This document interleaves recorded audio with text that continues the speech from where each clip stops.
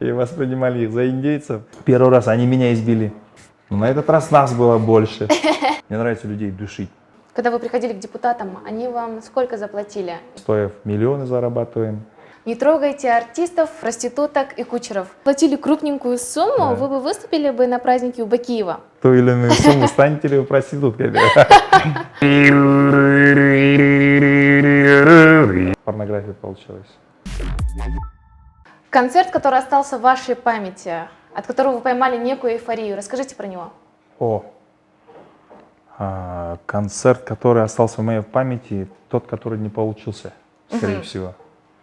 Потому что в 2014, если я не ошибаюсь, у меня было турне по Кыргызстану, по северу нашей страны. Это город Балыкчы, Кочкор, Джумгал. Начиналось все это с Карабалты. Карабалта является моим родным городом. Меня там очень тепло встретили. Я очень боялся, что люди не придут на мой концерт. И когда я чуть-чуть с опозданием приехал в концертный зал и обнаружил, что там очень много людей. Зал был забит, там мест было 400, по-моему, 400. И, в общем, в итоге 500 человек запихали, остальные остались без билетов. На улице. И это было фиаско. Прям, я был счастлив. Это был мой первый концерт. В каком году? Это 2014, если я не ошибаюсь, если я не солгу. И я был прям взбудоражен этим и поехал по стране колесить своими концертами. Но первый же город меня уже очень сильно разочаровал, потому что это было зимой, во-первых. У нас залы не отапливаются, у людей настроение не такое. И в итоге во всех городах меня ждало разгромное поражение. Людей не было. На концерте у меня люди дрались. То есть я от этой поездки получил стресс. И я себе пообещал, что никогда в жизни больше с гастролями никуда не поеду. И вы сейчас не ездите? Не, если мне все организуют, гонорар мой оплатят, я поеду хоть куда угодно. Но вот так вот на ура, чтобы посмотреть, насколько меня люди любят, я не решаюсь. Уже все нет, да? Самые известные ваши композиции на ТОях пользуются огромной популярностью. Например, такие песни, как «Сейд Ахматовна Ныры», «Юлюкдюр», «Коконгилас». Как часто вас просят их исполнять? И не надоели ли они вам уже? Временами надоедает. Потому что в день по 6, по 7 раз исполнять одни и те же песни, как пластинка прям. Это надоедает очень. Но когда это приносит деньги, совсем можно смириться. Да.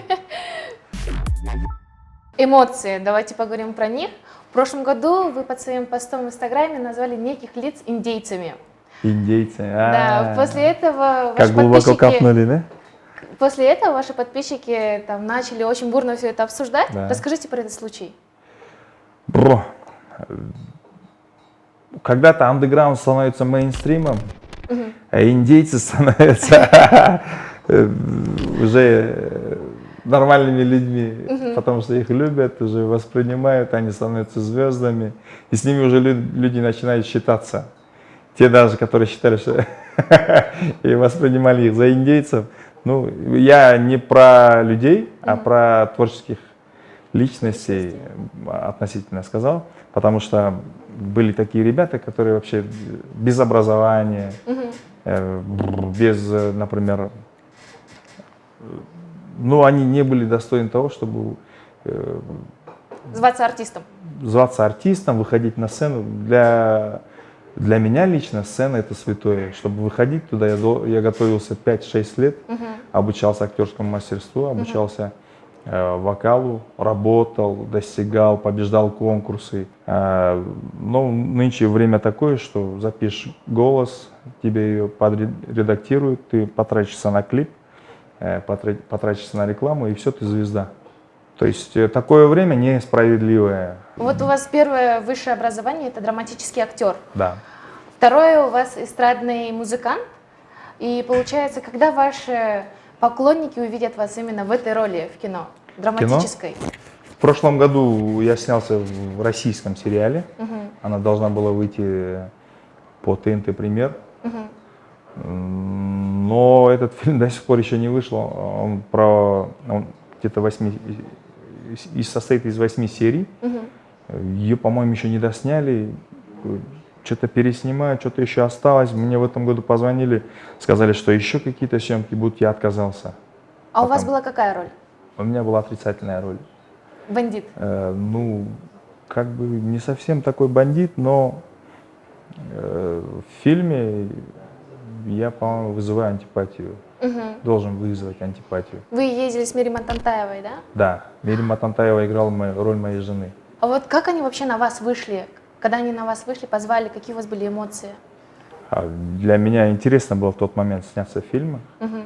И мне предложили, Чолпон Бөрүнбаева есть такая девушка, друг, можно сказать. Она занимается кастингами. Именно в И Кыргызстане? Именно в Кыргызстане. То есть у него своя база. Ага. И если из-за границы приезжают какие-то режиссеры, хотят снять фильм или нужны актеры кыргызские, Мгм. обращаются к ней, и она предлагает всем актеров. Мгм. И Чолпон вышла на меня и предложила мне прийти на кастинг. Я пришел, мы провели видеокастинг, Мгм. потом я уехал, мне сказали, что я не прошел, Мгм. прошел некий другой актер, но с ним у них что-то Не срослось. не срослось, были неполадки наверное, по гонорару или почему-то еще другому, и роль досталась мне. А какой у вас был гонорар? Ну, по меркам Кыргызстана у нас был очень высокий гонорар. Съемочные, как это, я забыл. 12 часов съемок, это $300. А сколько, получается, вы там дней были? Сколько вы отснялись? Да, хотите мои деньги почти? Нет. Ну, я, если честно, с этого проекта заработал где-то $1500. Когда приехали сюда, записали какую-то песню на эти деньги? Нет, я даже не...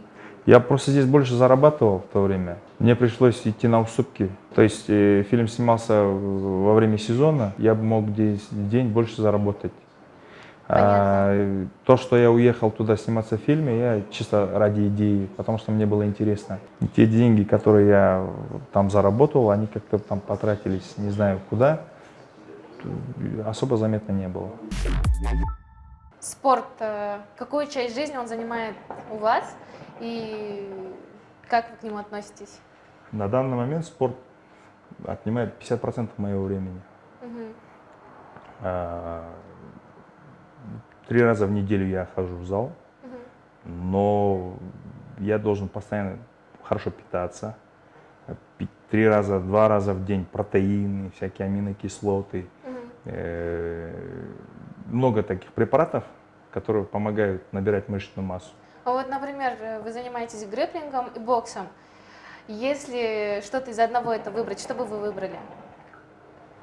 Я бы выбрал грэпплинг, потому что я в детстве занимался вольной борьбой, и мне грэпплинг больше дается. И не знаю, мне нравится людей душить сзади. И прям душит. Спортсмен-то не хочет сдаваться. И в последний момент, когда он вот так вот 3 раза звучит, у тебя прям удовлетворение такое, я это видел. Или наоборот, когда тебя душат, у тебя просыпается вкус к жизни. То есть какие-то стрессовые ситуации я могу преодолеть тем, например, у меня какая-то беда, я злой, я обижен на всех, иду в зал, борюсь с более сильным соперником, и в тот момент, когда он меня берет на удушающий, душит прям, и ты чувствуешь жизнь, тебе хочется жить. И в тот момент, когда ты сам стучишь вот так, у тебя все просыпается, и вкус жизни возвращается. Есть миф, то, что карабалтинские парни вечно попадают в передряги. О, Когда вы в последний раз дрались именно на улице? именно на улице это было 2 января. Этого года. Да, этого года. Расскажите У про меня это. вот здесь гематома до сих пор, рука болит. С Я кем не- зацепились? Да так, в кафешке повздорили. Да. Первый раз они меня избили. Это было до Нового года, когда они меня избили. Их было много. И прям это было жестко. Я Они хот- знали, кого они бьют? Нет, Нет? они не знали, потому что были ребята не кыргызской национальности. Мгм. С ними повздорили. Они, когда я дрался с одним, другой сзади с подтяжка, так сказать, ударил меня бутылкой. О, ничего И я себе. получил, остался злой. Потом через неделю, Новый год наступил, 2 января мы сидели в кафешке, и там оказался один из них. Но на этот раз нас было больше. И ребята получили. По заслугам, кстати. А вот какая у вас самая такая слабость? Курите, может, либо есть пристрастие? Ну вот моя слабость сейчас. На данный момент я не употребляю алкоголь, не курю, носа не чекаю. И только кальян курю. Как давно уже? Как давно? Ну, года 2, наверное, увлекся. Мгм. А до этого вы вообще не курили, не пили? Или по Я молодости пил. было? Ну, мне сейчас в этом году 33 исполнится. До этого я что такое не делал. Что такое не делал. Я бухал. Ну, как обычная молодежь. Я такой же человек, как и все. Любил в караоке ходить, отдыхать. Частенько там не помнил, как я оттуда уходил. Но сигарет я с детства не курил. А вот сколько стоит, чтобы вас пригласить на свадьбу? На свадьбу? Да. Сколько вы песен Ну, исполняете? если вы смотрите, раньше это стоило от $100 и выше. Сейчас я не знаю, я, может быть, сделаю дороже, потому что я уже не хочу в этой сфере зарабатывать деньги.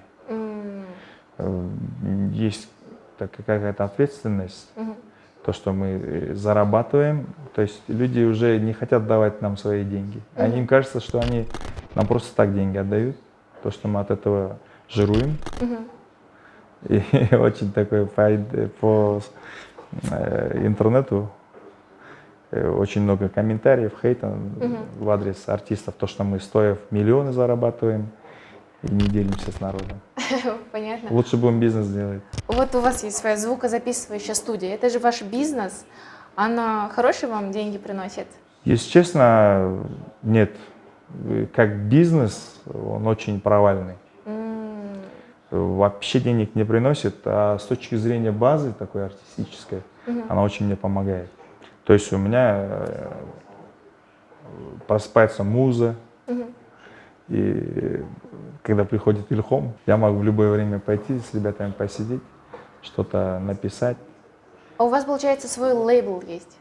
В Октава Продакшн. в прошлом году мы очень сильно за это взялись, но вот эти вот ситуации нас очень подкосили. Во-первых, там один артист из моего лейбла только что начинающий умер, это Аржол Ханатбекулу. Потом с одним я повздорил, потом коронавирус этот, и все, короче, все планы Рухнули. рухнули. Я сейчас даже не знаю, что делать. Вот вы говорили то, что вы познакомились со своей женой на Иссыкуле. Да. Как это произошло? Расскажите вашу мини-лав story. Очень романтично у нас все было. Не сомневаюсь. На Иссыкуле я работал, в кафешке работаю, пою. И то же самое по пьяни. Позвонил своим друзьям, которые клип снимают. Я их позвал на Иссыкуле, я говорю, завтра будем снимать клип, короче, приезжайте. Сам лег спать, забыл про это вообще категорически. Утром у меня будет ребята, говорят, мы приехали, мы будем клип снимать. Я говорю, какой клип, идите отсюда. Они такие, мы же приехали, вставайте, что-то надо делать. Я встаю, я в шортах, так я косолю, в футболке. Встаю, такой шляпу надел, курточку накинул. И вышли, что будем делать, на какую песню клип снимать. Не знаю, с какой дурью я позвонил им. И мы выходим, начали искать локации. Пошли в яхт-клуб в Чолпанате, договорились и начали треки снимать на одну из моих песен лирических. Снимаем все классно, сидим, чего не хватает, девушки не хватает. Ай, блин, думаем, что нету девушки.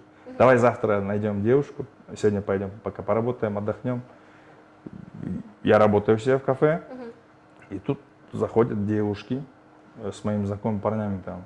Они, оказывается, местные, девушка моя, жена моя из Чолпанаты, они зашли отдохнуть, покушать. Я такой подкатываю, с друзьями здороваюсь, так, а у меня радары в тот момент были включены. Я искал девушку. Смотрю, симпатичная девушка. Раз так осмотрелся там. Я говорю, блин, классно было бы, если бы она снялась в клипе. Я ей предложил, она согласилась, и мы на следующий день уже снимали клип. И в итоге там в клипе мы снимали там, как будто мы влюбленная пара уже. Яхта туда-сюда, озеро, нас снимают. И вот в момент у нас эти появились. Флюиды. Чувства, да. И все, завертелось. Потом я взял номер телефона. Получается, это была у вас любовь с первого взгляда? Не могу сказать, что это любовь с первого взгляда. Я влюбился в нее постепенно. В процессе? В процессе. Я взял номер, начали переписываться. Там. У меня прям сразу, я не был прям заворожен. Люблю, не люблю. Вот сейчас ваша жена это увидит. Точно Не, я ей это говорил, она знает это. И постепенно, через полгода, я ей сделал предложение, она согласилась, мы начали дружить. Через полгода вы только начали дружить? Да, через полгода мы только начали дружить. И мы общались где-то 3-4 года, потом только поженились. Ничего себе, так долго. А почему вы раньше ее не забрали? Да Она была что... все это время в Чолпанате, получается? Не, она здесь работала в Бишкеке. Мы там ругались, не расставались, обратно сходились. Ну, факт в том, что я не был готов, наверное, просто. Вы в семье самый старший. Тяжело ли вам было? Я в плане того, что творчество-то оно не сразу приносит деньги. Кем вы до этого работали? Как вы помогали своим? Я считаю, что чтобы достичь успеха, нужно заниматься одним делом. То есть не одним делом, а любимым делом. Я занимался всю жизнь только пением, только творчеством. Тогда, когда я жил в общежитии и голодал, я учил песни. То есть у меня был магнитофон кассетный. Я крутил ее туда-обратно и учил песни. То есть зубрил, учил. И потом я устроился в ресторан музыкантом. Вот. Да. И там я начал зарабатывать. Если бы я уделил бы свое время на заработки денег, чтобы прокормить себя, я бы, наверное, устроился официантом или куда-то еще устроился бы, но мое творчество осталось бы позади, я бы это не усовершенствовал бы. Я бы навряд ли стал бы артистом. Понятно. Я очень много знаю примеров, которые ради того, чтобы не быть голодным и ходить в нормальной одежде, они якобы временно устраивались на работу, но эта работа губила, потому что отнимала все время. Есть такая мысль, тот, кто много работает, тот не заработает, потому что кто много работает, он на кого-то работает. Кто мало работает, но занимается любимым делом, он работает на свою мечту. Наплевав на карантин, вы ездили к нашим депутатам и пели песню «Джарамазан».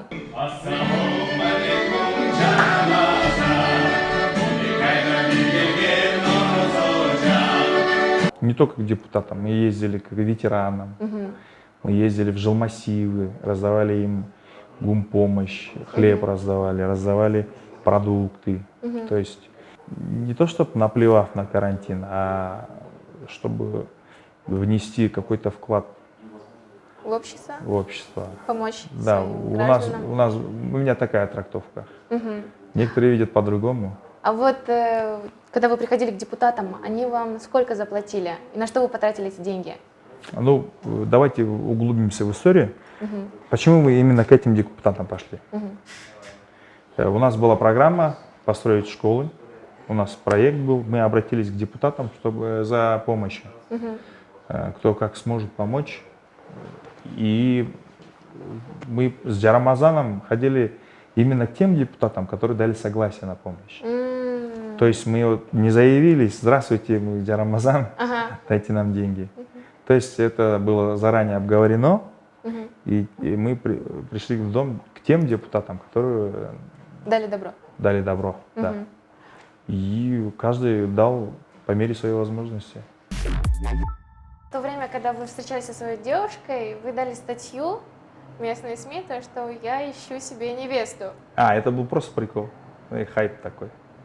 Ваша девушка ничего тогда вам не сказала? Не, ну тогда, наверное, ссоры были.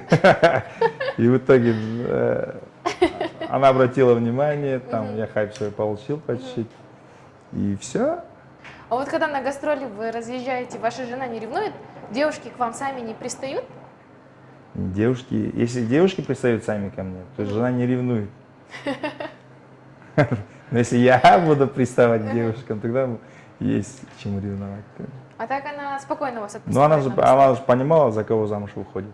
Я такая публичная личность. Я постоянно на тусовках, там, где люди красиво одеты, в праздничном настроении, на мероприятиях. И у меня в окружении всегда ходят красивые девушки. Но вы никогда не засматривались параллельно, когда с девушкой Не, никогда, вообще никогда не. Вообще даже. Вот смотрите, сейчас слова не мои, слова адмирала Колчака. Не трогайте артистов, проституток и кучеров. Если бы вам заплатили крупненькую сумму, вы бы выступили бы на празднике у Бакиева? И вообще, было ли такое, то, что политики вас как-то хотели подкупить, и чтобы вы агитировали именно их партию? Я уже испугался, что если вам заплатят ту или иную сумму, станете ли вы проституткой? Вопрос нормальный. В принципе, я очень хотел ответить на этот вопрос. Мы артисты, мы с народом. Кто такой народ? Это депутаты, простые люди, это милиционеры, это бандиты, это все слои населения. Мы контактируем, сотрудничаем, работаем со всеми. Мы никого не разделяем. Я, например, не имею права вбивать себе. Ну, например, я могу только к ворам, которые воруют казну, богатеют от этого и вообще не делятся ни с кем. Таким людям я могу, в принципе, поставить, не ходить. Но кого-то разделять, например, есть некоторые люди взглядов, например, красные и черные. Я с черными не общаюсь, или я с красными не общаюсь, для меня чуждо, я со всеми общаюсь. То есть я артист, я с народом. А политические партии? Политические партии, до этого я работал в нескольких партиях. То есть я не агитировал, я выступал у них на концертах. То есть для привлечения людей, но тем не менее я не говорил, я не агитировал людей голосовать именно за ту партию, за которую я пел. То есть я был наемным артистом. И мне платили деньги за то, что я у них выступал на концертах. Хорошо платили?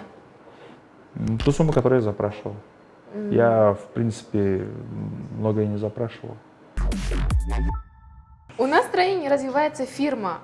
В основном все поют и записывают коммерческие песни на Я думал, какая-то фирма там. Нет, именно вот фирма, наша музыка, да? Вы бы смогли бы бросить вот эти тойские варианты и записывать чисто фирму? Вот ошибочное мнение фирма. Фирма, все думают, такая именно негритянская манера, там. Рэп, хип-хоп? Рэп, хип-хоп. Нет, фирма — это та музыка, которая отвечает за свои качества. Мелодичная, сложная, которую там необразованные люди музыкально не могут осознать. К такой музыке нужно прийти. Например, вот эта песня «Я пчела, я пчела». Я пчела, я пчела. Это фирма или это не фирма совсем. Это набор слов?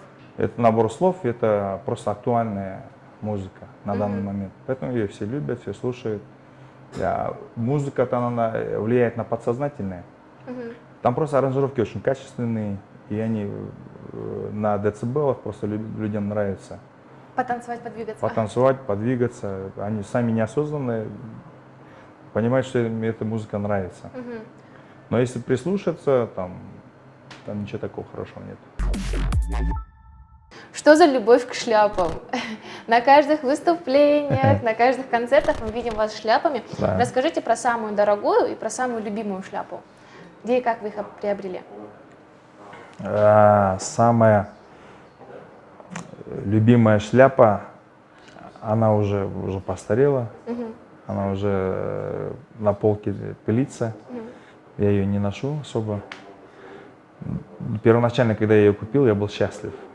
Прям была такая именно та шляпа, которую я хотел, с большими полями, такая чистая Чикаго стайл. Я ее купил за, если не совру, где-то в районе 4000 рублей. Это было в Санкт-Петербурге, когда мы ездили туда с концертом. И я вот куда-то, если я за границу еду, я ищу магазины, где продают шляпы. Все супермаркеты обхожу. Обычно они не продаются в таких брендовых магазинах. Такие шляпы продаются именно в таких пролетах, в коридорах, где там всякую всячину продают и шляпы продают. Или есть отдельные магазины, которые именно головные уборы продают. Мне приходится потрудиться, чтобы находить такие шляпы. А вот самая дорогая это получается за 400? Нет, самая дорогая это за $100 у меня шляпа была. Где вы ее купили? Я здесь ее купил. В Кыргызстане, да, в Бишкеке? Да, в Бишкеке, да. Не буду рекламировать, потому что они мне скидку не сделали за рекламу. А сколько у вас их в коллекции? Я постоянно там старые шляпы продаю, поэтому если я копил бы, у меня где-то, наверное, было в порядке 20 шляп. А сейчас у меня где-то 5-6 шляп. Вы сами не хотите такую какую-нибудь прям тоже именно тусовочную музыку записать, чтобы у нас в Кыргызстане она? Блин, хочу, но что я все делаю, я-то уже за 30 мне уже. Если я что-то делаю, там, мне кажется, как будто это все равно какая-то сарферская песня. Люди воспринимают это сарферская У вас песня. вообще отличные данные, вы очень харизматичный, спортивный. У вас есть пресс? На данный момент он у меня чуть заплыл. Покажите. Блин, пресса сейчас как бы такого нету. Он у меня заплыл чуть-чуть. Но сиськи Спортом вы это занимаетесь? Не, я сейчас очень увлекся сильно бодибилдингом. Я набираю мышечную массу. Я на стадии, когда я жру все подряд и набираю мышечной массы. Но наступит момент, когда я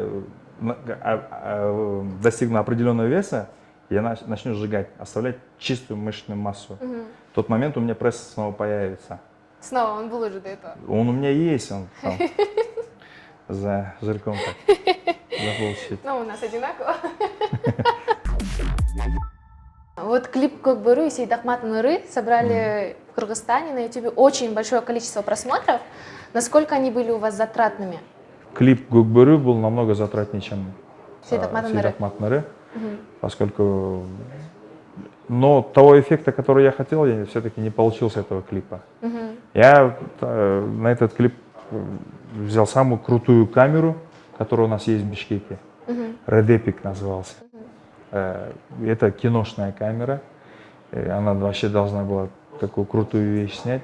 Мы с ребятами взялись за этот клип. Я потратил где-то порядке за $2000. У меня расходы были. Так, клипы у нас за $500 снимаются здесь. А у меня где-то в районе $2000. Ну там получается вот эти каскадеры, костюмы, все это было на вас, да? Да, конечно. У меня нет спонсоров. Если что-то есть люди, которые помогают. Вообще-то я должен был эту всю команду көкбөрүшников взять и в горы повезти, где нет домов или какой-то городских строений вообще не должно было быть. Это должно быть где-то на поле, на фоне гор, деревьев. Чисто по-кыргызски. Да, и у меня не получилось это, и поэтому чуть такую порнографию получилось. Вы сами недовольны этим? Вообще недоволен. Потратил много, но недоволен вообще. А вот можете вот это сделать именно припев? Шоу делаете же. Именно в этом.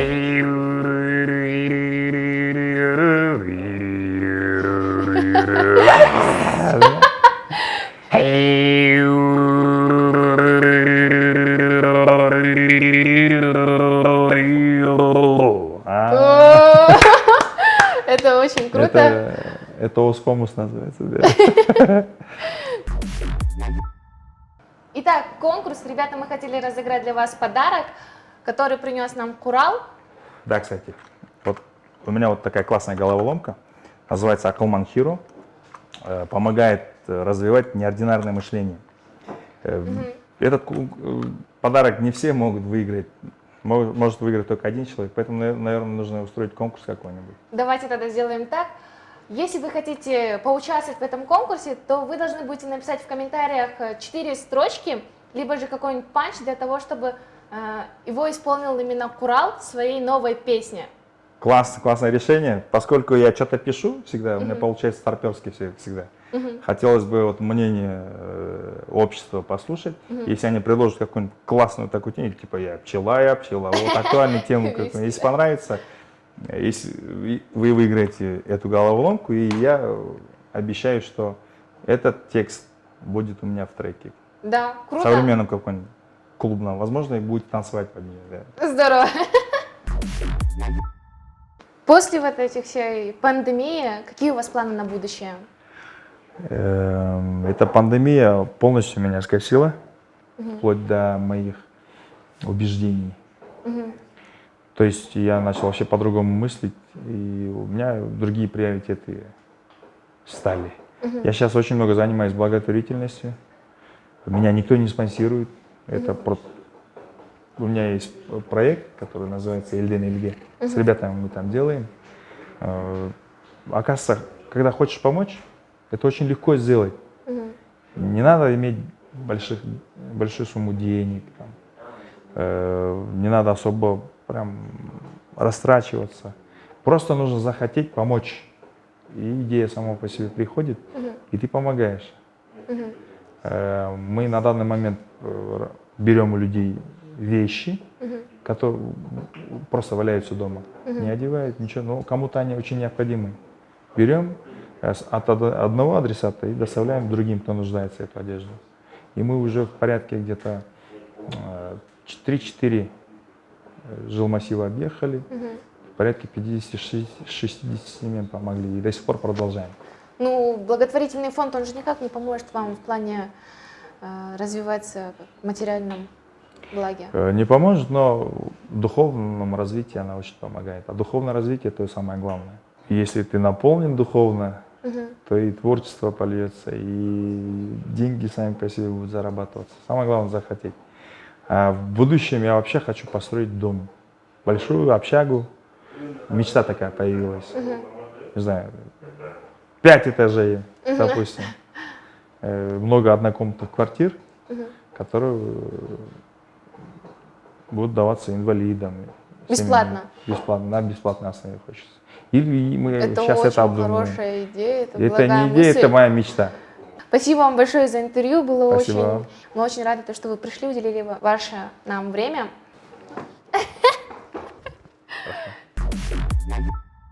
Участвуйте в конкурсе, пишите, выигрывайте, и кто будет самым активным, тот и получит этот классный приз. Ура!